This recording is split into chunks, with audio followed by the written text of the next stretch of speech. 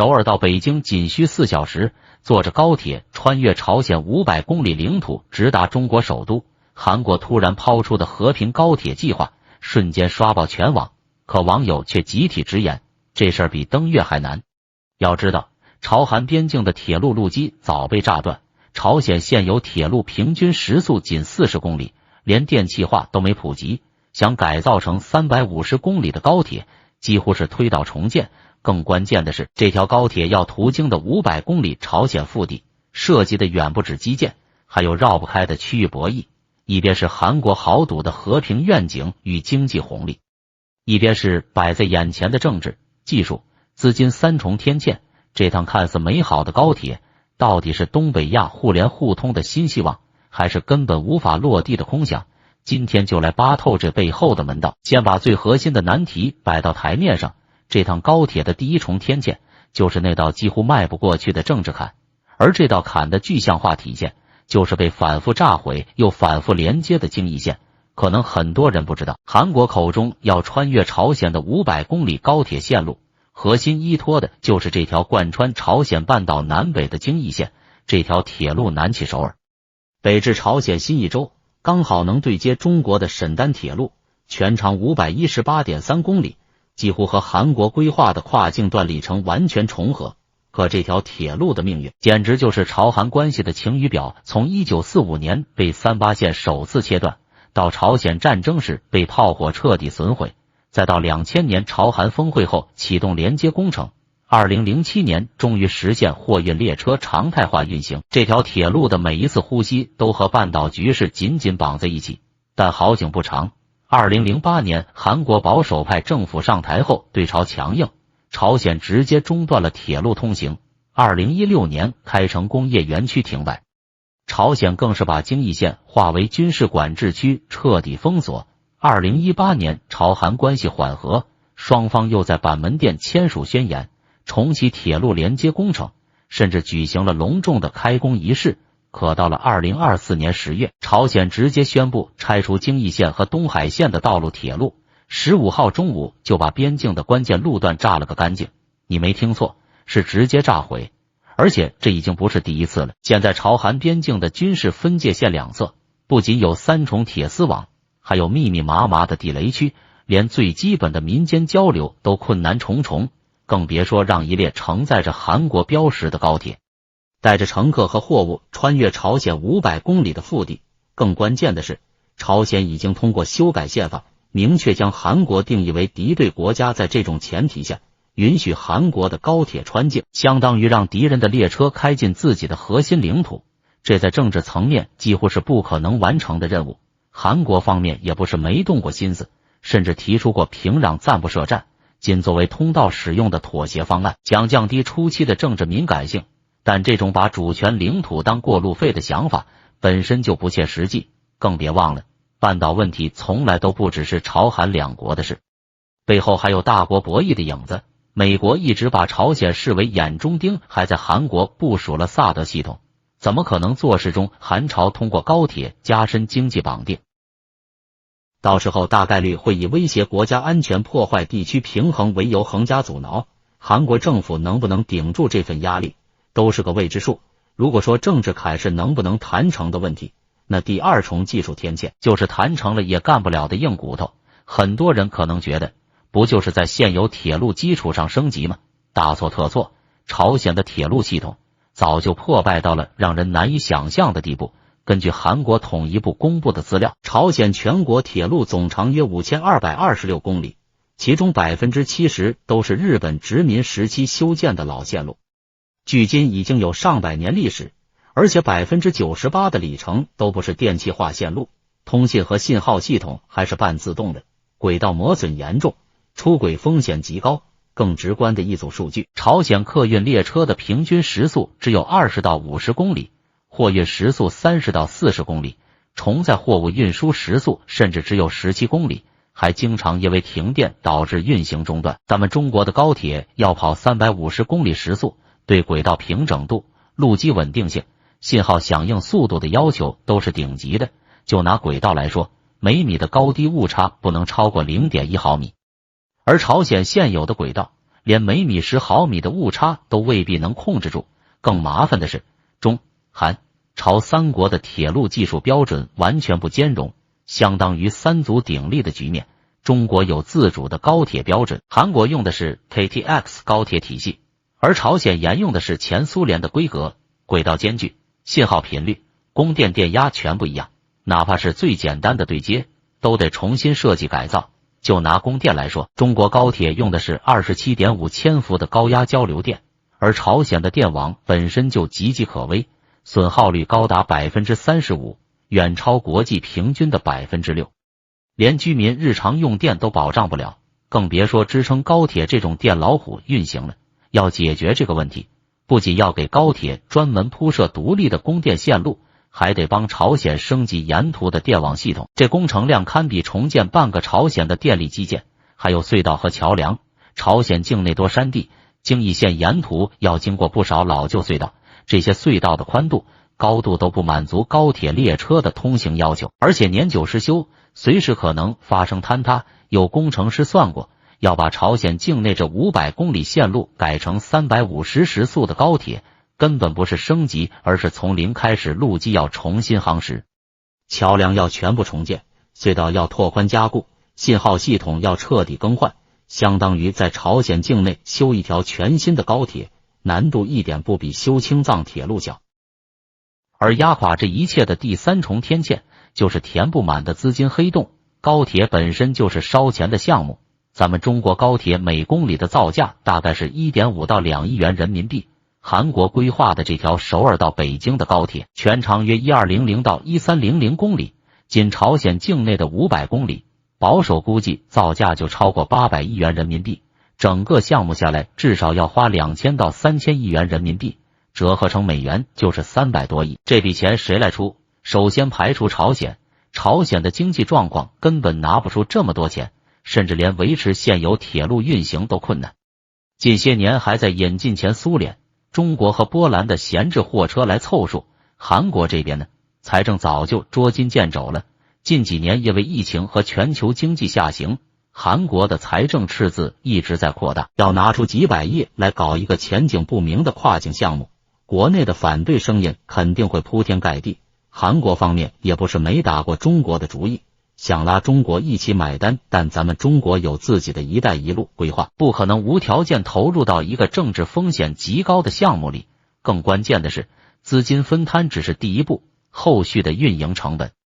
维护费用、收益分配更是扯不清的烂账。朝鲜大概率会要求征收高额的过境费，而且会担心外资通过基建干涉内政，对出钱换主导权高度警惕。韩国则想通过投资掌控线路的主导权，实现自己接入欧亚大陆铁路网的野心。中国则更看重区域经济合作的红利，三方的诉求完全不同，要谈拢利益分配，光谈判就得耗个3-5年。更别忘了韩国的政治特点，总统任期只有5年，还不能连任，这种动辄10几年的大工程很容易换挡换侧。之前朝韩合作的开城工业园区就是前车之鉴，换个保守派总统上台，直接就把项目停了。现在这个和平高铁计划，要是下一届韩国政府不认可，直接就成了废纸一张。可能有人会说，不就是修条铁路吗？至于这么夸张吗？但你要知道，登月虽然难，但只要集中技术和资金，有明确的目标和路径就能实现。而这条高铁要面对的是政治、技术、资金3大无法预判的变量，朝韩关系的不确定性，朝鲜落后的基建底子，各方利益的博弈，每一个变量都可能让项目胎死腹中。就像现在，朝鲜已经把京义线的路基炸了，连最基本的沟通渠道都中断了。韩国的计划连第一步坐下来谈都做不到，这还只是看得见的难题，还有很多看不见的风险，比如沿途的地质灾害、当地的施工条件、物资运输的便利性，每一个都得花大量的时间和金钱去解决。所以网友说这比登月还难真不是夸张，登月是和自然规律较劲，而这条高铁是和复杂的人性、博弈的政治较劲，后者的难度从来都比前者大得多。可能有人看到这儿会觉得，这事儿压根没半点希望，纯属韩国一厢情愿的空想。但咱们客观说，再难的事儿也有破局的可能。这趟和平高铁虽然坎儿多，但并非完全没突破口。从技术到沟通，再到经济利益绑定，其实都藏着能推进的路径。先从最实在的技术层面说，很多人担心的标准不兼容、基建落后问题，其实咱们中国早就有现成的解决方案，而且已经在海外实战验证过了。就拿跨境铁路最头疼的轨距差异来说，朝鲜用的是1520毫米的宽轨，中国和韩国用的是1435毫米的标准轨，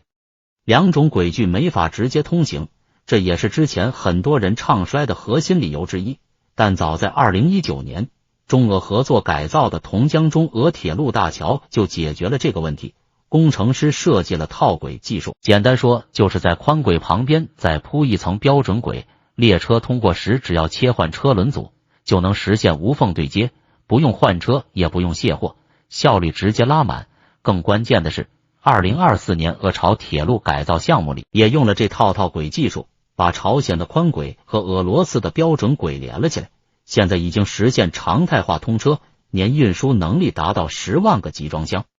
这就证明东北亚地区的轨距差异完全不是不可逾越的技术难题。至于朝鲜基建落后的问题，咱们中国的基建狂魔属性可不是吹的，连青藏铁路那种穿越冻土高原的超级工程都能搞定，朝鲜境内的山地隧道问题根本不算事。而且咱们有成熟的模块化建设方案，很多高铁构件都能在国内预制好，再运到现场组装，能大幅缩短施工周期，还能降低对当地施工条件的要求。就像雅万高铁，印尼的施工环境和基建底子不比朝鲜好多少，但咱们只用了4年就建成通车，还实现了全程350公里时速，关键技术和施工经验完全能复用在和平高铁上。还有供电难题，咱们可以采用分布式供电加储能系统的组合，在沿途建设小型光伏或风电电站，再搭配储能电池，不用完全依赖当地电网，就能保障高铁的稳定供电。这种方案在非洲的一些铁路项目里已经试过，效果很靠谱，技术能解决，沟通层面也不是完全没空间。可能很多人不知道，关于东北亚跨境铁路的讨论其实已经持续了10几年，各方都有过积极的表态和尝试。2008年，联合国亚太经社会就提出过东北亚铁路网联通计划，把中韩朝俄蒙的铁路纳入一个体系。当时中国和俄罗斯都明确表示支持，朝鲜也派代表参加了相关会议。2018年朝韩关系缓和的时候，双方不仅重启了京义线的连接工程，还邀请了中国和俄罗斯的专家到场指导。当时中国外交部的回应是支持半岛南北双方改善关系，推进合作，愿为此提供必要支持。这就说明中国对这类跨境合作是持开放态度的。更关键的是，2023年中国外交部发言人在被问到相关问题时，再次提到半岛问题的解决需要各方保持耐心，通过对话协商找到平衡之道。这种不否认、不拒绝的表态，其实就是为后续的3方协调留足了空间。而且咱们中国一直坚持不干涉他国内政的原则，和朝鲜、韩国都保持着良好的外交和经济关系，完全有资格充当协调者的角色。和美国动辄搞制裁、施压的方式不同，中国更擅长用利共赢的思路推进合作，就像中老铁路、中泰铁路那样，不是单方面的援助，而是通过合作让双方都获益。这种模式更容易被朝鲜接受。还有民间层面，中韩朝的经贸往来一直没断过。2023年中韩贸易额虽然有所下降，但仍有2200多亿美元，中朝贸易额也有100多亿美元。很多韩国企业都在积极拓展朝鲜市场，民间对跨境交通便利化的需求一直存在，这种民间基础也能为官方沟通提供助力。最核心的突破动力其实是绕不开的经济利益绑定，这也是能让各方放下分歧，做到谈判桌前的关键。对韩国来说，这趟高铁简直是救命稻草。韩国是个半岛国家，地理上相对孤立，对外物流主要依赖海运，占比高达 90% 以上，不仅成本高，还受国际航运价格和地缘政治的影响很大。如果和平高铁能建成，首尔到北京只要4小时，到沈阳只要 2.5小时，韩国就能直接接入中国的8纵8横高铁网，再通过中欧班列连接欧亚大陆，物流成本能降低30%以上，时效能提升5倍。就拿韩国的汽车和电子产业来说，现在从首尔把零部件运到欧洲，走海运要30多天，走高铁加中欧班列只要10天左右，能大幅提升企业的竞争力。更重要的是，韩国的中小企业现在面临产能过剩和市场饱和的问题。中国东北有丰富的资源和广阔的市场，朝鲜有廉价的劳动力，高铁贯通后就能形成韩国研发加朝鲜制造加中国市场的产业链闭环，这对韩国经济来说是新的增长引擎。对中国来说，这趟高铁也是激活东北振兴的关键一步。东北老工业基地的转型一直是个难题，核心问题之一就是对外开放的通道不够顺畅。如果和平高铁能建成，沈阳、长春、哈尔滨这些东北城市就能直接接入韩国的经济圈，东北的农产品、重工业产品能更便捷地出口到韩国，韩国的资金和技术也能更顺畅地进入东北，形成东北、朝鲜、韩国的经济走廊。根据东北财经大学的研究，一旦跨境高铁贯通，东北的对外出口额可能会提升15%以上，还能带动旅游、物流等相关产业发展，创造几十万个就业岗位。而且这趟高铁还能和图们江合作开发计划形成联动。图们江地区是中国、俄罗斯、朝鲜3国交界的核心区域，之前因为交通不便，开发进度一直比较慢。高铁通车后，这里就能成为东北亚的物流枢纽，进一步提升中国在东北亚经济合作中的话语权。对朝鲜来说，虽然短期要让渡部分通行权，但长期收益同样巨大。朝鲜的经济发展一直受困于基础设施落后和外部制裁，高铁建设不仅能让它获得大量的基建投资，还能带动沿途的餐饮、住宿、物流等产业发展。更重要的是，通过参与跨境铁路合作，朝鲜能逐步融入东北亚的经济体系，获得稳定的贸易渠道和外资来源。就像俄朝铁路改造通车后，朝鲜的罗津港吞吐量大幅提升，2024年上半年就完成了5万个集装箱的运输，带动了周边地区的经济发展。这种以基建带经济的模式，对朝鲜来说是很有吸引力的。而且中国和韩国都明确表示，愿意在合作中尊重朝鲜的主权和利益，不会附加政治条件，这也能打消朝鲜的顾虑。当然，这些突破方向都有一个前提，就是朝韩关系能保持稳定，各方能放下分歧，聚焦于利益共赢。现在最大的变数还是美国的态度，但随着中国在东北亚影响力的提升，美国想完全阻挠也没那么容易。就像俄朝铁路改造，美国多次施压俄罗斯和朝鲜，但项目还是顺利建成通车，这就说明只要各方有足够的合作意愿，外部压力是可以克服的。所以说，和平高铁的难点不在于能不能建，而在于愿不愿意谈。只要各方能从长远利益出发，通过对话协商解决分歧，这道看似比登月还难的坎，其实也有迈过去的可能。其实不管是技术方案的可行性，还是各方的合作意愿，都不是空中楼阁。很多人不知道，东北亚的钢铁丝绸之路早就已经开始铺垫，那些看似零散的基建项目，其实都在为可能的和平高铁贯通打基础。咱们今天就把这些隐藏的成果拼图拼起来看看。首先，最核心的底气来自中国在海外高铁项目上积累的全套成熟经验，这些经验不是纸上谈兵，而是经过实战验证的硬实力。就说最具代表性的雅万高铁，这是中国高铁首次全系统、全要素、全产业链在海外落地，连接印尼的雅加达和万隆，全长142.3公里，设计时速350公里。要知道，印尼地处热带，常年高温多雨，地质条件复杂，还有频繁的地震和火山活动，施工难度一点不比朝鲜低。但咱们的工程团队不仅用4年时间就完成了建设，还解决了热带强降雨导致的路基沉降、地震带桥梁抗震等一系列难题。现在雅万高铁已经稳定运营超过2年，累计发送旅客突破1500万人次，准点率高达99%，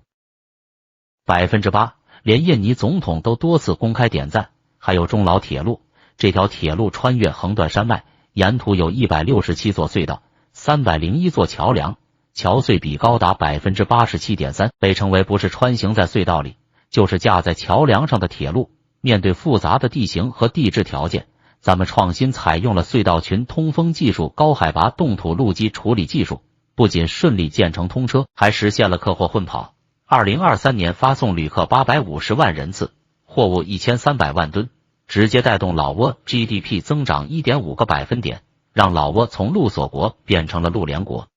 除了这两个项目，中国还参与了匈塞铁路、中泰铁路等多个跨境高铁项目，在不同地质、气候、政治环境下都积累了丰富的建设和运营经验。这些技术和经验完全可以直接复用在和平高铁上，不用再从零开始摸索。其次，东北亚内部的跨境铁路合作已经有了成功先例，俄朝铁路改造的通车就是最好的证明。这条铁路连接俄罗斯的哈桑和朝鲜的罗津，全长54公里，之前也是因为轨距差异、基建落后等问题闲置了10几年。2020年中俄朝三方达成合作，由俄罗斯提供资金和技术，中国提供部分施工设备和材料，对铁路进行全面改造。改造过程中，不仅解决了宽轨和标准轨的对接问题，还重建了沿途的桥梁和隧道，升级了信号和供电系统，只用了3年时间就完成了改造。2023年底正式通车，现在这条铁路的运行情况远超预期。2024年上半年就完成了5万个集装箱的运输，全年运输能力达到10万个集装箱，直接让朝鲜的罗津港吞吐量提升了3倍。更重要的是，这个项目证明了在东北亚地区，只要各方愿意合作，就能克服政治和技术上的分歧，实现跨境铁路的互联互通。而且俄朝铁路和韩国规划的和平高铁都属于东北亚铁路网的重要组成部分，两者之间可以通过后续的线路连接起来，形成俄罗斯、朝鲜、韩国、中国的跨境铁路闭环。这也为和平高铁的推进提供了可借鉴的合作模式。再看中国境内的基础设施铺垫，早就为对接朝鲜做好了准备。作为中朝边境的核心口岸，丹东已经完成了大规模的铁路升级改造。丹东火车站是沈丹高铁的终点站，设计时速350公里，2015年就已经通车运营，从丹东到沈阳只要1小时，到北京只要4小时。为了对接朝鲜的新义州，丹东还专门建设了跨境铁路大桥。这座大桥全长2000多米，采用双向4车道公路和双线铁路的设计，铁路部分已经具备了对接朝鲜铁路的条件，只要朝鲜方面完成相应的改造，就能直接实现连通。除了丹东，中国的图门、吉安等中朝边境口岸也都进行了铁路升级。图门口岸的铁路换装站已经投入使用，能实现宽轨和标准轨的快速换装。2023年换装量达到200万吨。吉安口岸的铁路大桥也完成了加固改造，提升了货物运输能力。这些边境口岸的升级，不仅提升了当前中朝贸易的物流效率，也为未来和平高铁的对接做好了基础设施准备。更关键的是，中国的8纵8横高铁网已经基本成型，东北的哈大高铁、沈丹高铁、京哈高铁等线路都已经互联互通。只要和平高铁能对接上丹东的沈丹高铁，就能直接融入中国的全国高铁网，实现从首尔到北京、上海、广州等各大城市的快速通达。另外，中韩之间的铁路合作也在不断深化，为和平高铁的推进打下了民间基础。2023年，中韩两国开通了中韩陆海联运汽车货物运输通道，货物从韩国仁川港出发，通过海运到中国威海港，再通过铁路运往中国内陆。虽然还不是直接的铁路贯通，但已经实现了海铁联运的无缝对接。2023年运输量达到12万辆次。同时，中韩两国的铁路部门也一直在推进技术标准的对接，多次开展高铁技术交流会议，探讨标准轨和 KTX 高铁体系的兼容问题。2024年，中韩还开通了首尔、北京的高铁货运测试班列，通过海运加高铁的方式，将货物从首尔运到仁川港，再海运到青岛港，然后通过高铁运往北京，全程只用了3天时间，比纯海运缩短了7天。这也让韩国企业看到了跨境高铁的巨大潜力。可能有人会说，这些都是零散的项目，离和平高铁的贯通还有很远的距离。但正是这些看似零散的成果，一点点打通了东北亚互联互通的堵点。从中国海外高铁的技术积累，到俄朝铁路的成功合作，再到中国边境口岸的升级改造，每一步都在为和平高铁的推进铺路。就像盖房子一样，现在已经把地基打牢了，框架也基本成型，剩下的就是各方协商好，共同完成后续的建设。这些现有成果不仅证明了和平高铁在技术上是可行的，也让我们看到了东北亚互联互通的希望。这也是为什么我们有底气说，这趟高铁不是空想，而是有坚实基础的未来愿景。就算和平高铁短期内还没法开工建设，甚至可能要等上10年8年才能落地，但它从韩国被正式抛出的那一刻起，就已经产生了实实在在的短期影响，尤其是在东北亚区域合作的层面。这声提议更像是一个强烈的信号，打破了之前的僵局，让各方的合作方向变得更清晰。首先最直接的影响就是让东北亚经济合作有了新的讨论焦点，把互联互通从之前的抽象概念变成了具体可落地的议题。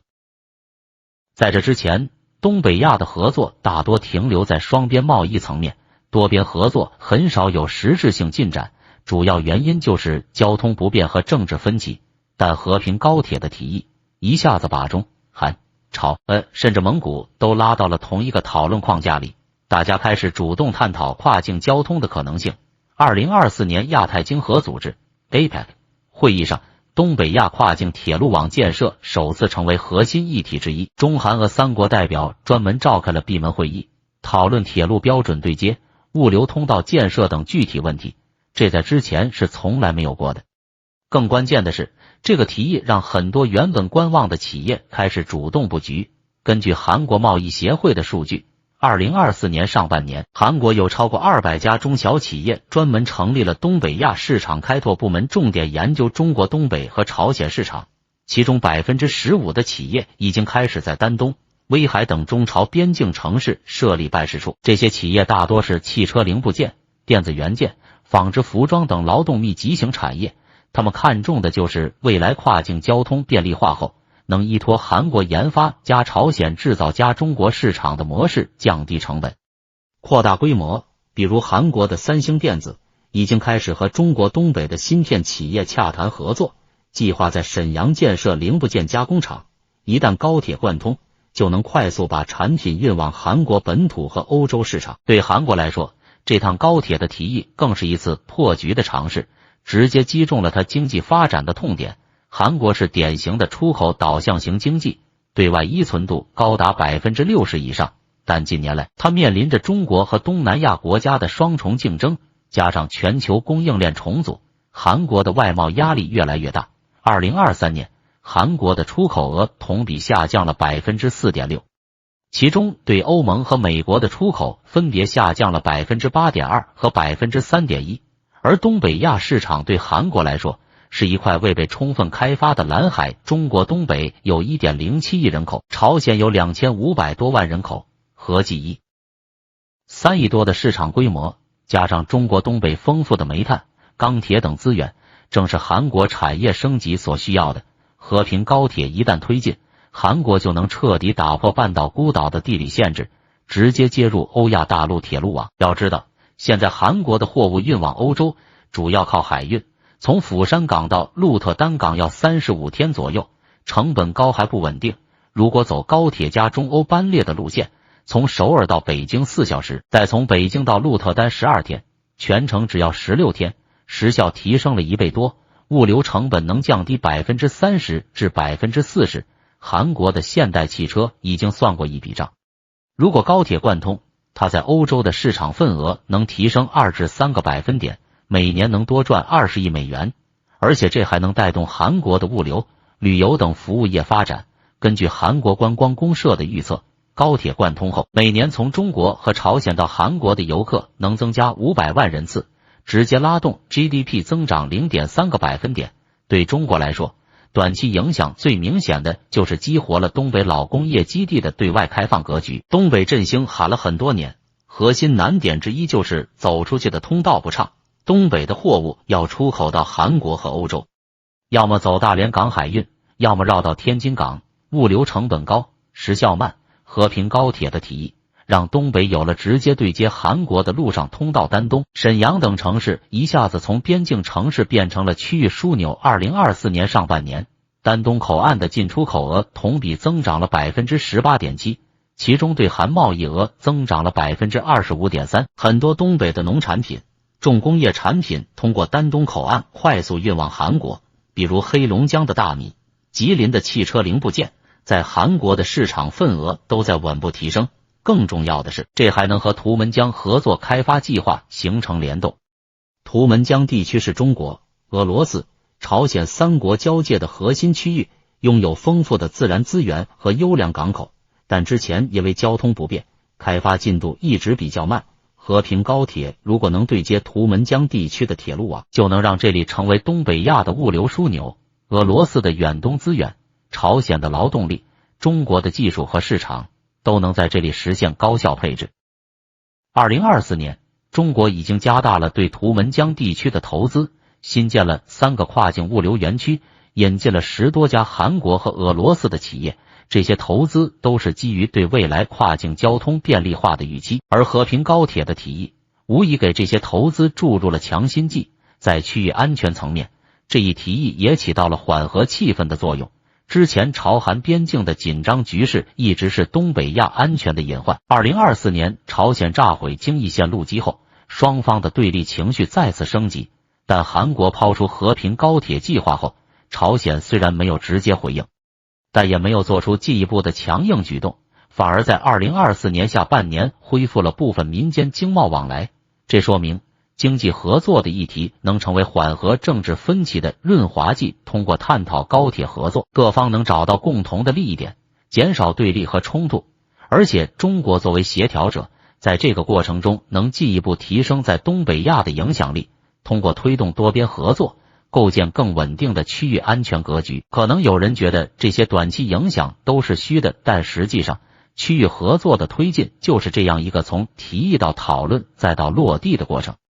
和平高铁的提议就像一块石头投入水中，激起的涟漪正在不断扩散，让各方都看到了共赢的可能。虽然短期还没法看到高铁通车，但企业的布局、口岸的升级、多边会议的讨论，这些都是实实在在的进展。这些短期影响不仅为未来高铁的落地打下了基础，更让东北亚的合作从被动变成了主动。这也是这趟看似不切实际的高铁计划最核心的短期价值所在。如果说短期影响是打破僵局、铺垫基础，那从长远来看，和平高铁的价值早就超越了一条交通线路本身，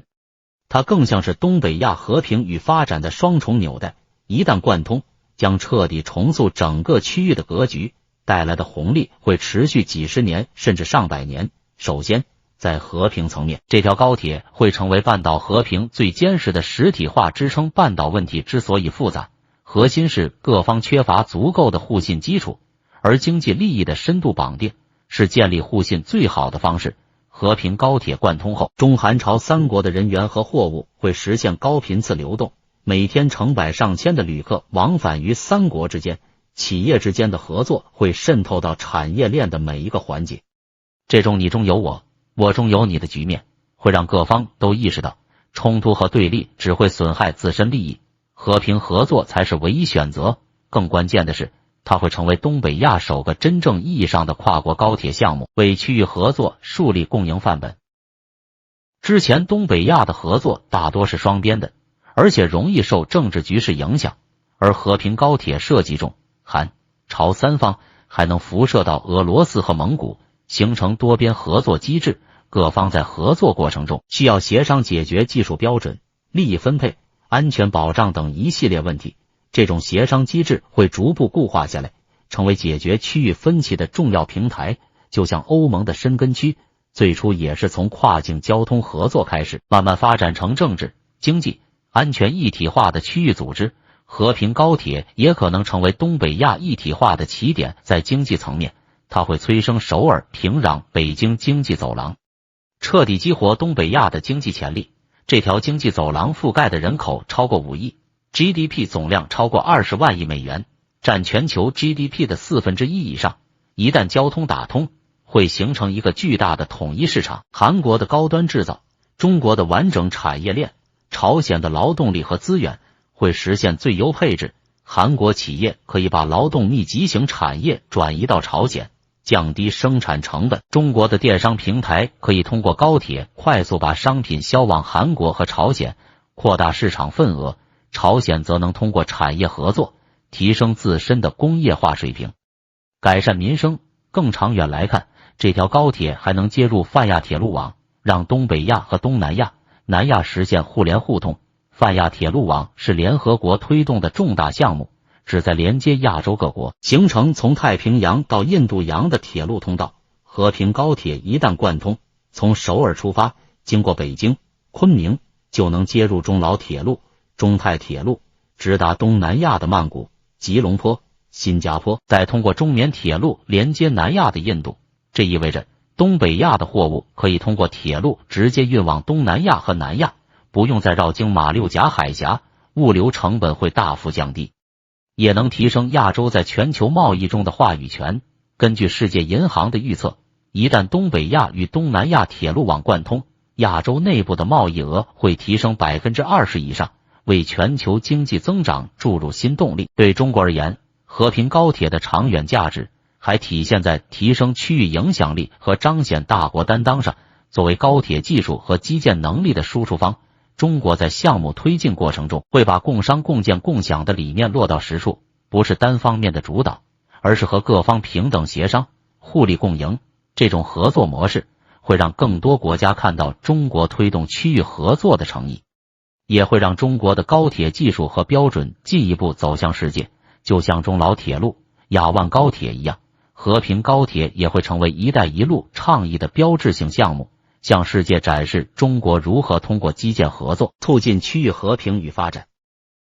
同时，这也能进一步巩固中国在东北亚经济合作中的核心地位。随着经济走廊的形成，中国会成为东北亚的物流枢纽和产业中心，东北老工业基地会彻底焕发新生，成为中国对外开放的新窗口。而且，通过推动和平高铁合作，中国能更好地协调朝韩关系，化解区域矛盾。这也彰显了中国作为负责任大国的担当，让中国在全球治理中拥有更多的话语权。可能有人会担心，这么宏大的规划会不会因为未来的政治局势变化而泡汤？不可否认，长远规划确实会面临各种变数，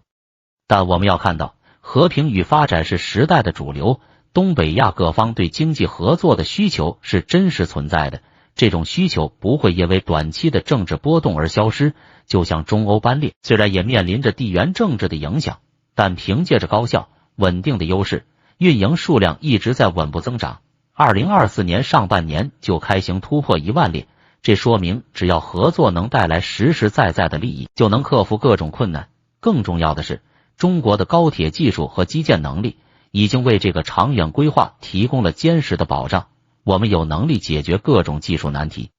有经验协调各方利益，有实力推动项目落地。而且，随着中国综合国力的不断提升，我们在区域合作中的协调能力也会越来越强，能为和平高铁的推进保驾护航。所以说，和平高铁的长远价值不仅在于它能带来多少经济红利，更在于它能为东北亚构建一个更稳定、更繁荣的未来，让各方在合作中实现共赢。这也是这趟高铁计划最值得期待的地方。和平高铁或许真的比登月还难，政治的鸿沟、技术的壁垒、利益的博弈，每一道坎都需要时间和耐心去跨越。